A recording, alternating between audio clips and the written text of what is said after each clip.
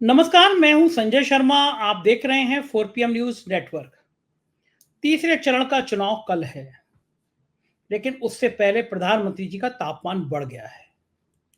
पहले दो चरणों में देश में जो रुझान आए हैं, उससे भारतीय जनता पार्टी को समझ आ गया है कि इस बार शायद डिब्बा गोल ना हो जाए। पहले चरण में भगवान राम का जिक्र नहीं, मामला गर्म हो ही नहीं पा रहा। उससे पहले प्रधानमंत्री जी मुसलमानों को पटाने की कोशिश कर रहे थे। पसमानदा समाज है, हमारी बहनें हैं, 3 तलाक है, हमने बड़ा बहुत काम किया। मुसलमानों के बीच में जा जाके संघ काम कर रहा था, बीजेपी काम कर रही थी। प्रधानमंत्री जी खाड़ी देशों में हुआ है, वहां की मस्जिदों में भी हुआ है। मामला था कि मुसलमान एकमुश्त बीजेपी के खिलाफ वोट ना करें। लेकिन दूसरे चरण के मतदान का प्रतिशत निकल के आया तो प्रधानमंत्री जी को समझ में आ गया कि उनकी गोल गोल बातें अब जनता को पसंद नहीं आ रही। अब जनता समझ गई है कि केवल और केवल बातें हैं, बातों का क्या। तब प्रधानमंत्री जी अपने ओरिजिनल फॉर्म में आ गए। मुसलमान मुसलमान मुसलमान शुरू कर दिया। आपकी विरासत मुसलमानों को दे देंगे, आपका मकान मुसलमानों को दे देंगे। हालत ये आ गई कि प्रधानमंत्री जी इतने खराब स्तर पर उतर आए कि कहने लगे कि तुम्हारे पास 2 भैंसें हैं तो एक भैंस मुसलमानों को दे देंगे। प्रियंका गांधी ने जो धुलाई करी है, वो उसको शब्दों में नहीं कहा जा सकता। आप तो सुनेंगे प्रियंका गांधी का तो आपको लगेगा कि प्रधानमंत्री की कैसी फजीयत करती हैं प्रियंका गांधी। तब प्रधानमंत्री जी को लगा बाजी हाथ से निकल रही है। देश का सबसे बड़ा राज्य उत्तर प्रदेश वहीं डिब्बा गोल हो रहा है। ठाकुर बगावत पर आ गए, योगी आदित्यनाथ के पक्ष में आ गए। ठाकुरों के ग्रुप पे चलने लगा कि अगर योगी को बचाना है तो मोदी को हराना है। राम मंदिर उफान पे आ ही नहीं रहा था, गोदी मीडिया के चैनल चीख चीख के थक गए। सुधीर चौधरी छाती पीट पीट कर हिंदू मुसलमान करते रहे, लोग देखना ही पसंद नहीं कर रहे थे। अंजना ओम कश्यप को रूप का ले आकर ढेर कर गई। अंजना ओम कश्यप हेलीकॉप्टर से उतरती हैं और लोग गो बैक गो बैक, गोदी मीडिया गो बैक के नारे लगाने लगते हैं। तब प्रधानमंत्री को लगा कि अयोध्या चलो, क्योंकि अयोध्या में भी सांसद लल्लू जी फंसे हुए हैं। वही लल्लू जी जो कह रहे थे कि हमें 400 से ज्यादा सीटें चाहिए, संविधान बदलना है। और उनके नेताओं, उनके जैसे नेताओं के ये बयान कि हमें संविधान बदलना है, दलित समुदाय को साफ साफ संदेशा चला गया कि ये आरक्षण खत्म करने की योजना बना रहे हैं। और उसने बीजेपी की हवा निकाल दी। प्रधानमंत्री जी ने कल रोड शो किया और लल्लू सिंह को और योगी आदित्यनाथ को संग में लेकर किया। उनको लगा कि कहीं अयोध्या भी हार गए तो संदेशा बड़ा खराब चला जाएगा। लेकिन सबसे बड़ा बुरा हाल यह है कि यूपी के बाद सबसे ज्यादा सीटें देने वाला महाराष्ट्र, वहां पर भी भारतीय जनता पार्टी की गाड़ी फंस गई है। और तीसरे चरण में मतदान अगर कम होता है तो मामला बिगड़ जाएगा। संघ बहुत नाराज है। संघ कह रहा है ये जरूरत क्या है, आप ये सूरत में आप कर रहे हैं, ये इंदौर में कर रहे हैं, टिकट वापस करा रहे हैं। अगर आपको इतना कॉन्फिडेंस है तो ये सब क्यों कर रहे हैं। बड़ा सवाल यह है कि क्या संघ ने मोदी से हाथ पीछे खींच लिए हैं, क्या मामला फंस गया। आज लेके चलता हूं महाराष्ट्र आपको एक ऐसे बहादुर पत्रकार के पास। बहुत सीनियर सीनियर पदों पर उन्होंने काम किया, बहुत ईमानदारी से काम किया, बहुत जानकारी रखते हैं, बहुत सच सच बोलते हैं। हम चलते हैं राजीव रंजन जी के पास और उनसे समझेंगे तीसरे चरण का हाल क्या है। चलिए, उससे पहले रिक्वेस्ट है, चैनल को ज्वाइन कीजिएगा, सब्सक्राइब करिएगा। चलते हैं राजीव जी के पास। 4PM न्यूज नेटवर्क में स्वागत है राजीव जी आपका। तीसरा चरण का चुनाव कल है और प्रधानमंत्री जी राम मंदिर में राम लला हम आए हैं बचाओ में, कुछ इस भाव से हैं। पहले चरण में मंदिर नहीं था, दूसरे चरण में आज जब चुनाव हो गया उसके बाद प्रधानमंत्री जी को लगा कि मामला हाथ से निकल गया। प्रधानमंत्री जी अपनी फॉर्म में आ गए। पिछले 1 साल से कोशिश कर रहे थे, पसमानदा समाज के मुसलमान, मेरी मुसलमान बहनें, उनको मतलब था कि मुसलमानों में ये सॉफ्ट फीलिंग चली जाए कि भाई मोदी मुसलमानों का विरोधी नहीं है। बाकायदा मुसलमानों के बीच में जाके गोष्ठियां हो रही थी, सेमिनार हो रहे थे। लेकिन दूसरे चरण में जब मतदान प्रतिशत धड़ाम हो गया और ये पता चला कि बीजेपी का वोटर निकला ही नहीं है क्योंकि वो इनके झूठे आश्वासनों से पक गया है, तो प्रधानमंत्री जी को लगा कि वही तुर्क का निकालो। फिर वो मुसलमान मुसलमान मुकद मुसलमान, गाय काट देंगे, गाय का मीट बेचेंगे। और आज योगी आदित्यनाथ की ये भाषा थी, प्रधानमंत्री की मंगलसूत्र से लेकर सारी भाषा आ गई। लेकिन फिर लगा कि अब भी काम नहीं चल रहा, तो फिर राम मंदिर का मुद्दा गर्म नहीं हो रहा। प्रधानमंत्री जी कल पहुंचे राम मंदिर में। पहले चरण के चुनाव से पहले ये घबराहट क्या कहलाती है राजीव जी। संजय जी, मैंने शायद क्षमा कीजिएगा, तीसरे 19 चरण से पहले मैंने पहले चरण के, तीसरे चरण के पहले ये घबराहट क्या कहलाती है? जी, पहले चरण के मतदान के बाद ही 19 अप्रैल को, जहां तक आपको याद होगी, मेरी और आपकी पहली बार बात हुई और उसी वक्त मैंने आपको बताया था कि संघ के लोगों के साथ जब इनकी मुलाकात हुई तो सबसे बड़ा मुद्दा यही था कि हम अपने लोगों को जो है मतदान के लिए बाहर निकाल नहीं पाए। अरे ठीक है, आपसे बात क्या हुई राजीव जी, आपने तो बम फोड़ दिया। आप ही ने यह खुलासा किया था कि 10 सालों में प्रधानमंत्री पहली बार नागपुर में रुके रात में। आपने पहली बार बताया कि बीजेपी नेताओं से नहीं मिले, किन्नरों के जो अध्यक्ष हैं उनसे मिले। आपने बताया कि गडकरी मिलने नहीं गए और आपके इस खुलासे ने 15 लाख से ज्यादा तो व्यू आए होंगे इस पे और पूरा तहलका मचा दिया बीजेपी संघ में। उत्तर प्रदेश में भी इस खबर पे हड़कंप मचा। बाद में बहुत सारे यूट्यूबर्स ने कॉपी करी हमारी स्टोरी देखकर, लेकिन खुलासा आपका था। तो आपकी तो पहला वीडियो जो हमारी आपकी पहली बातचीत थी, उसी ने बम फोड़ दिया बीजेपी की राजनीति में। तो देखिए उसी में ये डिस्कशन हुआ था कि हम अपने लोगों को नहीं निकाल पा रहे। आपको मैं दो चीजें बताता हूं, दोनों जुड़ी हुई हैं। पहला ये आप देखिए कि भाजपा ने या मोदी जी ने प्रचार का आरंभ कैसे किया। आप देखोगे वो हर अपने भाषण में थर्ड स्पीच में मतलब बात कर रहे हैं, थर्ड पर्सन में। ठीक है, मोदी की गारंटी मैं लेता हूं।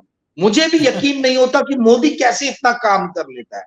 मुझे भी समझ में नहीं आता कि मोदी के अंदर में जो है इतनी क्षमता, इतनी दैविक क्षमता कहां से आ जाती है। तो उनका जो भाषण का और जो प्रचार का तंत्र जो था, वो था मोदी को एज ए ब्रांड बना के प्रोजेक्ट करना और उसके बेसिस पे वोट मांगना। ठीक है, वहीं कांग्रेस ने क्या किया, कांग्रेस ने लोगों को बताया कि सामाजिक न्याय जो है वो नहीं मिल रहा आप लोगों को, आर्थिक न्याय जो है वो नहीं मिल रहा आपको भाजपा के शासनकाल में। सामाजिक और आर्थिक दोनों ही स्तर पे पिछले 10 साल में जो लोग हैं वो काफी पिछड़ गए हैं और सिर्फ 1% लोग बहुत आगे बढ़ गए। तो इसका इंपैक्ट कुल जमा जो मतदान जो हुआ फर्स्ट राउंड में, उसमें उसका इंपैक्ट समझ में आया। लोगों को मोदी जी जो अपनी खुद की ब्रांडिंग कर रहे हैं, खुद मोम मियां मिट्टू बन रहे हैं और पूरी जो भाजपा पार्टी जो है वो उनकी जी हजूरी में जो लग गई है, जो उनके तुष्टिकरण में लग गई है, वो मतदाताओं को अच्छी नहीं लगी। ठीक है, तो मतदाताओं ने पूरी तरीके से इस चीज को जो है नकार दिया। अब नकारा क्यों, यहां संजय जी आपका रोल आता है, यहां 4 PM का रोल आता है। 4 PM जैसे अन्य जो यूट्यूबर्स हैं जो एक न्यूट्रल रैशनल जर्नलिज्म कर रहे हैं, ठीक है, उनका रोल आता है। कभी भी भाजपा ने या उनके जो स्ट्रैटेजीज बनाने वाले लोग हैं, उन्होंने कभी नहीं सोचा था कि एक वैकल्पिक मीडिया सोशल प्लेटफॉर्म पे डेवलप हो जाएगी। आज ये हो गया है कि ये जो सोशल मीडिया प्लेटफॉर्म्स है ये इतने ज्यादा स्ट्रांग हो गए हैं कि जो आपके जो ट्रेडिशनल मीडिया है, लीगेसी मीडिया है, जो इलेक्ट्रॉनिक चैनल्स हैं, जो प्रिंट के न्यूज़पेपर्स हैं, वो माइंड पे वो इम्पैक्ट नहीं क्रिएट कर पा रहे हैं जो सोशल मीडिया प्लेटफॉर्म कर पा रहे हैं। ओके, क्योंकि सोशल मीडिया सच दिखा रहे हैं, वहां चमचागिरी चल रही है, चापलूसी चल रही है। तो ये तीनों चीजें ज्वाइन होती हैं। एक जगह मोदी जी खुद अपने आप को ब्रांड बनाने में लगे हुए थे, उनका ऐसा ओवर कॉन्फिडेंस बढ़ा हुआ था कि भाई हम तो 400 पार जाने वाले हैं। वहीं दूसरी तरफ कांग्रेस जो है वो सामाजिक न्याय की बात कर रही, वो आर्थिक न्याय की बात कर रही थी। वो बात कर रही थी कि अग्निवीर के द्वारा मतलब इतनी घटिया स्कीम लेके आए हैं लोग कि ये तो देश की सेना को भी कमजोर कर रहे हैं। इन्होंने ये बताया कि कैसे मणिपुर, लेह, अरुणाचल जो सुदूर प्रदेश है भारत के, उसको कैसे अनाथ सा छोड़ दिया है मोदी जी ने। उस पर मोदी जी कोई बात नहीं कर रहे।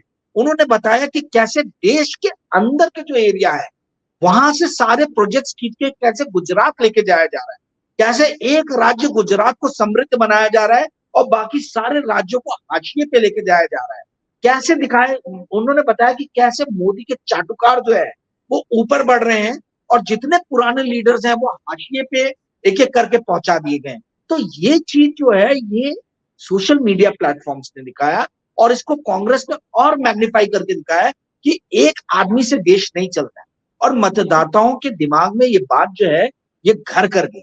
इसी का असर है कि जो मोदी जी के अपने खुद के अंधभक्त हैं वो भी वोट डालने के लिए बहुत बड़ी संख्या में नहीं निकल रहे। इनके जो कोर वोटर्स है वो नहीं निकल रहे। अब आप बोल रहे हो कि मंदिर मंदिर क्यों कर रहे हैं, देखिए इनको मालूम है कि हमारे 15 से 20% ऐसी जनता है भारत में जो हमारी मतदाता है और जिसको सिर्फ हिंदू मुसलमान और मंदिर मस्जिद से मतलब, इनके पेट भरे हुए हैं।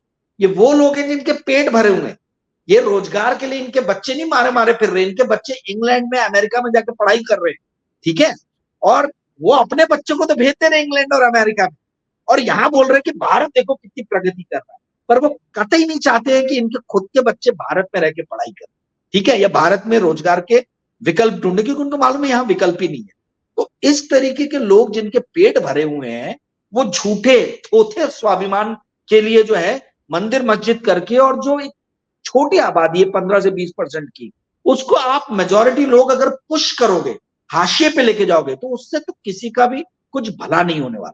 तो वही कारण है कि अब इनको लग रहा है कि भाई बाकी लोग तो वोट डालने नहीं आ रहे, तो किसी भी तरीके से 15-20% को मैं निकालूं। और इसी कारण अब ये मंगलसूत्र हो रहा है, इसी कारण मंदिर मस्जिद हो रहा है, इसी कारण जो है तमाम तरीके के जो है ध्रुवीकरण बनाए जा रहे हैं, एक्सट्रीम पे लोगों को लेके जाया जा रहा है, और हम थर्ड चरण में देखेंगे कि इसका भी कोई प्रभाव नहीं पड़ने वाला।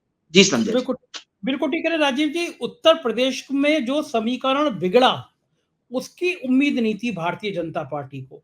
हालत यहां तक खराब हो गई कि जब व्हाट्सएप ग्रुप पे छत्रियों के मैसेज चलने लगा कि योगी को बचाना है तो मोदी को हराना है, छत्रियों की बगावत एक बड़ा मुद्दा बन गई। और सबसे ताज्जुब की खबर 4 PM ने आज ब्रेकिंग करा, उसको आज हमने लाइव किया कि अमित शाह ने जब हालात बिगड़ते हुए देखे तो राजा भैया रघुराज प्रताप सिंह और राजा भैया को बेंगलोर बुलाया, मीटिंग करी, रणनीति बनाई कि अब ठाकरों को आप संभालिए। योगी आदित्यनाथ के दिल पे सांप लौट गया होगा जब पता चला होगा राजा भैया को अमित शाह ने बुलाया है, क्योंकि अमित शाह के योगी के संबंध खराब हैं, सब पूरा देश जानता है। यूपी के बाद सबसे बड़ा राज्य है महाराष्ट्र। महाराष्ट्र में इनका समीकरण इतना बिगड़ जाएगा, इसकी उम्मीद नहीं थी। महाराष्ट्र की राजनीति आपकी हथेली पे रहती है राजीव भाई, आप बिल्कुल महाराष्ट्र की राजनीति को बहुत अच्छी तरह जानते हैं। महाराष्ट्र में क्या सीन है? महाराष्ट्र में कितनी सीटें जीतेंगे, कितनी हारेंगे, दूसरे चरण तक आते आते क्या सीन बन रहा है महाराष्ट्र का, जरा वो बताइए। देखिए एक बात समझिए आप, कि विदर्भा की जो मैंने आपको 10 सीटें बताई थी, 10 में से तो 3 या 4 ही भाजपा जीत रही है, उससे ज्यादा मुझे जीतती हुई नजर नहीं आ रही। 6 सीटें जो है वो उधर जाने वाली। अभी आज ही खबर आई कि अशोक चौहान को भी लोग सुनना नहीं पसंद कर। अशोक चौहान जो मतलब भाजपा में गए हैं और मराठवाड़ा के बड़े कदावर लीडर रहे हैं, ठीक है, तो उनको भी लोग जो हैं उनके इसमें नहीं जा रहे। तो मैं ये देख रहा हूं, देखिए ये जो 2 गुट बने हैं, इंडिया गठबंधन और एनडीए, इंडिया गठबंधन में जो सबसे स्ट्रांग वोटर जो सबसे ज्यादा सीटों पे लड़ रहे हैं वो है उद्धव ठाकरे।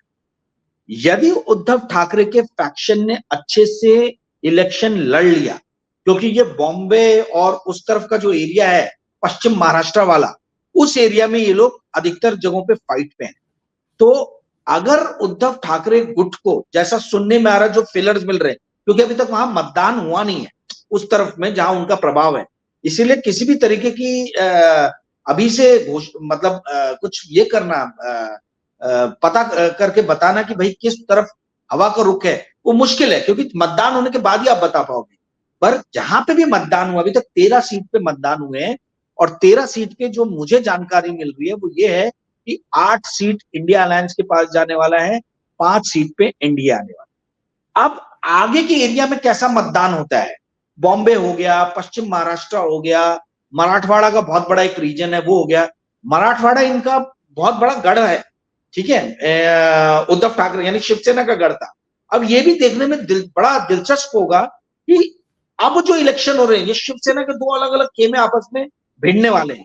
तो असली शिवसेना कौन है, इसकी पहचान यही अब आगे आने वाले 2 फेज जो, और बॉम्बे में 20 तारीख को इलेक्शन, ठीक है, तो 20 तक पूरा क्लियर हो जाएगा कि महाराष्ट्र की जनता जो है वो उद्धव ठाकरे के साथ में है, शरद पवार के साथ में है, कि उनकी सेना जो महाराष्ट्र की जनता है वो शिंदे जी के साथ में है या अजीत पवार के साथ में।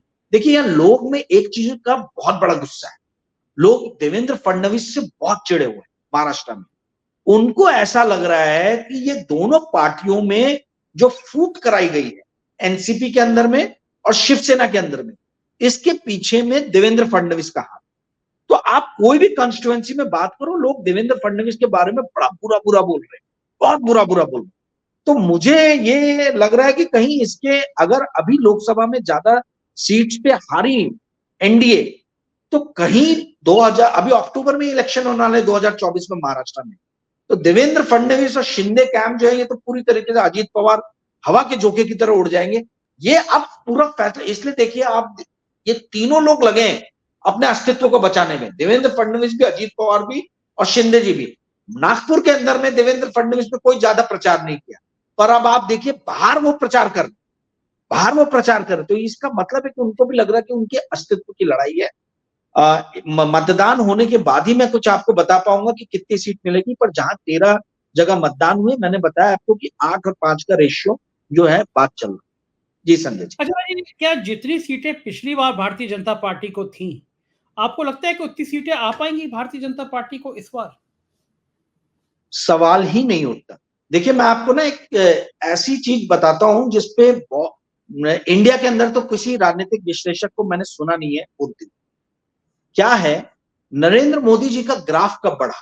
आप देखिए 2013-14 उस टाइम में बढ़ना चालू हुआ। उस टाइम में पूरे विश्व में जो है एक घोर दक्षिणपंथी आंदोलन शुरू हुआ था, जिसको बड़े बड़े पूंजीपतियों ने सपोर्ट किया। और इन सभी पूंजीपतियों में जिसका सबसे बड़ा नाम उभर के आया, उस व्यक्ति का नाम था रॉबर्ट मर्सर। ये अमेरिका के हैं, इन्होंने डोनाल्ड ट्रंप की फंडिंग की, ठीक है। इन्होंने ही ब्रेक्सिट के लिए, जो ब्रिटेन यूरोपियन यूनियन से अलग हुआ है, ब्रेक्सिट के लिए बोरिस जॉनसन और नाइजल फराज की फंडिंग की। और इन्होंने ही कैम्ब्रिज एनालिटिका, जिसके ऊपर में दोष लगा था कि नरेंद्र मोदी के कैंपेन में इन्होंने बहुत बड़ा रोल निभाया है, उसको भी रॉबर्ट मर्सर ने ही फंडिंग किया। तो ये रॉबर्ट मर्सर एक बहुत बड़ा हेज फंड है अमेरिका का, रेनेसा टेक्नोलॉजी करके, उसके को फाउंडर है। Jim Simons is the founder, Robert Mercer को फाउंडर है। तो ये एक बहुत बड़ा पूंजीपति वर्ग है अंडर रॉबर्ट मर्सर, जिन्होंने पूरी तरीके से जो है दक्षिणपंथी जो नेता हैं इनको बढ़ाने में, जो फंडामेंटलिस्ट है, इनको बढ़ाने में काफी बड़ा रोल प्ले किया। डोनाल्ड ट्रंप से ये बात की शुरुआत हुई। डोनाल्ड ट्रंप के सबसे बड़े फंडर थे रॉबर्ट मर्सर, ROBERT MERCER। आपके दर्शक विकिपीडिया में चेक कर लें। रॉबर्ट मर्सर ने डोनाल्ड ट्रंप को $25 मिलियन की फंडिंग किया था। बोरिस जॉनसन, नाइजल फराज, इनको ब्रेक्सिट के लिए फंडिंग किया था। और कैम्ब्रिज एनालिटिका को इन्होंने पैसे दिए कि भाई नितिन याहू इजराइल में हुए या इंडिया में मोदी जी हुए, यानी इस तरीके के फंडामेंटलिस्ट लोगों को बढ़ाओ जो इस बात में विश्वास करते हो कि इस विश्व को चलाने के लिए सिर्फ कुछ बड़े पूंजीपतियों की ही जरूरत है, और बाकी सारे लोगों ने जो है वो उनके दया के, अनुकंपा के भरोसे चलना चाहिए, ठीक है। तो हुआ ये कि ये मोदी जी भी उसी टाइम में, उसी दक्षिणपंथी आंदोलन के वक्त में आगे बढ़े। आज आप देखिए डोनाल्ड ट्रंप, जो इनके सबसे बड़े अगुवा थे, वो बाहर हैं। बोरिस जॉनसन, वो एकदम बेइज्जत बेआबरू होके बाहर हो गए। नाइजल फराज पहली ब्रेक्सिट के बाद ही गायब हो गए। नितिन याहू की क्या स्थिति होगी ये इजराइल में आपको मालूम है। नरेंद्र मोदी जी आखिरी और फाइनल है, जो अभी भी जो है ये दक्षिणपंथी दूर के जमे हुए हैं। और एक और थे डार्लिंग, जो ऑस्ट्रेलिया वाले, क्या सम डार्लिंग उनका जो सरनेम, वो भी हार गए इलेक्शन, ठीक है। तो ये जितने भी दक्षिणपंथी बड़े बड़े लीडर थे, ये सब एक एक करके हटा दिए गए, सिर्फ नरेंद्र मोदी बचे। तो आपने जो मेरे से पूछा कि क्या नरेंद्र मोदी बचेंगे, मुझे नहीं लगता कि वो बचेंगे। 303 तो छोड़ दीजिए, ये अगर मैं आपको बता रहा हूं, मैंने लास्ट आपके एपिसोड में बोला था कि 150 के भी लाले, किंतु जो पिछले हफ्ते हुआ अमेठी और रायबरेली वाला, वो उसके कारण थोड़े समीकरण बदले हैं। लोगों में ये सिग्नल अच्छा नहीं गया कि इन्होंने अमेठी से नहीं लड़के रायबरेली को चूज किया, क्योंकि अच्छा वैसे मैं बताऊं उसका, राजीव जी, मैं उसका वैसे लॉजिक दूं, मतलब अपने अपने तर्क है, लेकिन मेरे हिसाब से ये डिसीजन मुझे इसलिए अच्छा लगा क्योंकि अगर अमेठी से राहुल गांधी लड़ते, पूरी प्लानिंग थी एक साल से, पूरी बीजेपी की प्लानिंग थी कि वहां के कांग्रेस के लोग, किन किन लोगों को तोड़ना है, सरकार के कौन कौन अफसर जानबूझ के तैनात किए गए। वो चुनाव इतना मुश्किल बना दिया जाता, मोदी जी आते, शाह जी आते, कि राहुल गांधी अमेठी में फंस जाते। जो वो दौरा कर रहे हैं वो दौरा नहीं करते, और गोदी मीडिया दिन भर अमेठी, राहुल बनाम स्मृति। जो मुकाबला मोदी बनाम राहुल था, बीजेपी चाहती थी वो टीवी चैनल पर राहुल बनाम स्मृति चले, मतलब चले कि हमारा कद जो है वो मोदी का नहीं है, वो स्मृति ईरानी था। कांग्रेस से पलटी मारी, कांग्रेस ने मुकाबला स्मृति बनाम अपने निजी सचिव करा दिया, किशोरी लाल शर्मा करा दिया। जो गेम बीजेपी करना चाहती थी वो कांग्रेस ने खेल खेल दिया। अब रायबरेली में राहुल के जीतने की कोई गुंजाइश ही नहीं, वो ना जीते, वो एक दिन भी नहीं तब भी जीत जाएंगे। तो यहाँ पासा ये पलटा कि मान लो, दूसरी बात, किशोरी लाल शर्मा 25 सालों से अमेठी रायबरेली के एक एक मोहल्ले को जानते हैं, एक एक व्यक्ति को जानते हैं। मेरी जो जानकारी वही है, 3-4 दिन प्रियंका गांधी लगातार कैंप करने वाली हैं, राहुल गांधी 2 दिन कैंप करने वाले हैं। कोई स्मृति ईरानी को लेकर बहुत बड़ा गुस्सा है, तो अचंबा नहीं होगा कि स्मृति ईरानी को कहीं किशोरी लाल शर्मा ही ना हरा दें, और हरा देंगे तो फिर ये होगा कि हमने अपने एक निजी सचिव से चुनाव हरवा दिया स्मृति को। एक में बड़ा मैसेज हुआ है। खैर, मैं दूसरी बात कर रहा हूं आपसे, राजीव जी, पूछना चाहता हूं, 2014 में मोदी जी के आने से ज्यादा कांग्रेस की विफलता कारक थी। अन्ना आंदोलन था, लहर थी पूरे देश में कि भाई भ्रष्टाचार इतना हो गया, उस लहर पे सवार होकर मोदी जी आ गए। 2019 में पुलवामा था, सर्जिकल स्ट्राइक थी, हिंदू राष्ट्रवाद उफान पे था, मोदी जी के दामन पे अंबानी अडानी जैसे कोई नाम नहीं थे, मोदी जी की बड़ी क्लीन इमेज थी। तब 303 सीटें, यानी बहुमत से लगभग औसत 30 सीटें ज्यादा थी। इस बार तो ढेर आरोप है उनके अपने ऊपर। एक इलेक्ट्रल बॉन्ड का इतना बड़ा आरोप है, वैक्सीन में भी घोटाला किया गया, वो आरोप जिसमें तो बड़ा खतरनाक है राजीव भाई। मैं गांव में गया, देहात में गया, जिन लोगों ने कोविशील्ड लगवाई है वो बेचारे पछाड़े खा रहे हैं, उनके ब्लड प्रेशर हाई हो गए हैं, उनको लगने लगा है कि हमें हार्ट अटैक होने वाला है, वो डर गए हैं कोविशील्ड के नाम पर। और भाई ने अपने, मोदी जी ने कोवैक्सीन लगाई, हमने भी खैर मोदी जी को एक बार तो अनुसरण किया, हमने भी कोवैक्सीन ही लगवाई, लेकिन जिन्होंने कोविशील्ड लगवाई है वो डर गए हैं। आप सोचो मोदी का बैकफुट पे आना कि कोवैक्सीन को, आपके जो वैक्सीन का जो प्रमाण पत्र होता था उस पर मोदी जी की फोटो आती थी, जैसे ये मामला खोटा, वैक्सीन से प्रमाण पत्र से मोदी जी ने फोटो हटा दी। हम लोगों ने प्रोग्राम किया था इस पे प्रोग्राम किया था हम लोगों ने, जिस पे मैंने अपना नंबर जो दिया था 9860317209, मेरे को लोगों ने फोन करके बोला कि हम भगवान से आप दुआ मांगते कि आप जो है मतलब हुष्ट पुष्ट रहे, मतलब आपको कुछ हो नहीं। तो मुझे बड़ी हंसी आई कि मैं बोला आपने प्रोग्राम किया है, आपने कोविशील्ड लिया है, हम प्रार्थना कर रहे हैं भगवान से आपके लिए। तो मुझे बड़ा ताज्जुब हुआ, मैंने बोला कि यार ये तो बड़ा मतलब ये, अभी अगर डर नहीं होता ना, सर्वे नहीं होता, तो मोदी जी अपना फोटो नहीं हटाते। मोदी जी का फोटो हट जाए मतलब मोदी जी का तो उनको रात में नींद नहीं आएगी। वो इतने आत्ममुक्त मंत्री, प्रधानमंत्री हैं, मुझे लगता है वो एक ट्यून बजा के सोते होंगे, मोदी मोदी मोदी की आवाज रात में आती होगी, सो पाते होंगे वो, वरना सो नहीं पाते होंगे। मेरा कहना यह कि 2019 में पुलवामा, सर्जिकल स्ट्राइक, हिंदू इतना उन्माद, तब 30 सीटें ज्यादा आई। इस बार तो वो कुछ है नहीं। तो इस बार मैं कुछ गिनवा रहा हूं राजीव जी, आपकी राय लेना चाहूंगा। बंगाल, बिहार, कर्नाटक, उत्तर प्रदेश, राजस्थान, ये वो राज्य हैं जहां पे काम भर का डेंट पड़ रहा है बीजेपी को। तो क्या लगता है कि बीजेपी 200 के आसपास कहीं अटक ना जाए कहीं? आपको लगता है, नहीं लगता है ये? देखिए, जो इंटेलिजेंस ब्यूरो ने, जो मेरे सोर्सेज ने बताया है मुझे, आज से नहीं, आज से 3-4 महीने पहले की मैं आपको बात बता रहा हूँ।